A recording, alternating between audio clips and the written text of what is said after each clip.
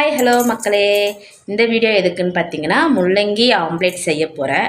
நிறைய பேருக்கு முள்ளங்கி பிடிக்காதுன்னு சொல்லுவாங்க. அவங்க பிடிக்காதவங்களுக்கு முள்ளங்கின்னு சொல்லாமல் இதை நீங்கள் செஞ்சு கொடுத்தீங்கன்னா சாப்பிட்டதுக்கப்புறம் சொல்லுங்கள், பிடிக்காதுன்னு சொல்ல மாட்டாங்க.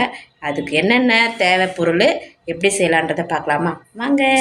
பாருங்கள், 3 முள்ளங்கி வந்து பார்த்திங்கன்னா தோல் சீவிட்டு நல்லா கழுவிட்டு பீட்ரூட் சீவலில் நம்ம இது மாதிரி சீவிக்கணும். அப்புறம் 2 வெங்காயம் பொடியாக கட் பண்ணி வச்சுக்கணும். காரத்துக்கு ஏற்ற மாதிரி பச்சை மிளகாய் சேர்த்துக்குங்க.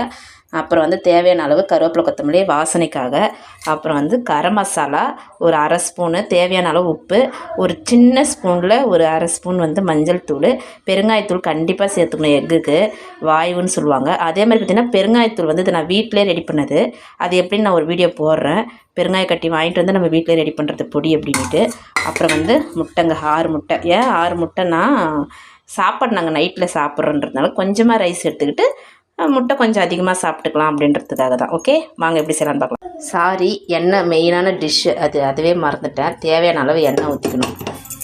ஃபஸ்ட்டு தேவையான அளவு எண்ணெய் ஊற்றிக்கிங்க. இதுவும் வெங்காயம் பச்சை மிளகாய் போட்டாச்சு. இப்போ வதக்கலாம். வதக்கும் போதே தேவையான அளவு உப்பு போட்டுக்குங்க. அப்புறம் கொஞ்சம் சீக்கிரமாக வதங்கும். வெங்காயம் ஓரளவுக்கு வதங்கினோடனே முள்ளங்கி எடுத்து கொட்டிடலாம்.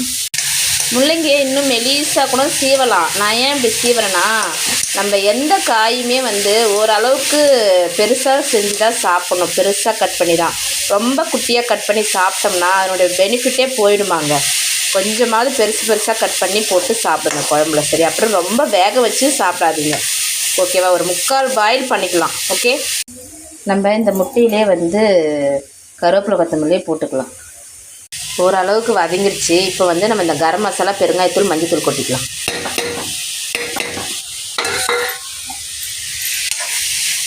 நல்லா வதங்கிருச்சு. இப்போ நம்ம இதை எடுத்து முட்டையில் ஆட் பண்ணிக்கலாம். ஆட் பண்ணி நல்லா கிண்டி விட்டுக்குங்க. சட்டுன்னு கிண்டணும். நல்லா சூட்டில் ஒரு மாதிரி வெந்துன மாதிரி ஆகிடும். டக்குன்னு கிண்டிக்குங்க. நல்லா அடித்து விடுங்க. நல்லா மிக்ஸ் பண்ணியாச்சு.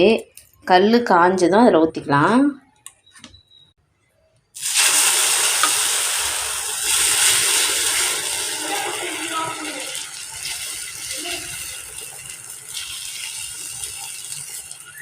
ஒரு அரை ஸ்பூன் எண்ணெய் ஊற்றுங்க. நிறையா வேண்டாம்.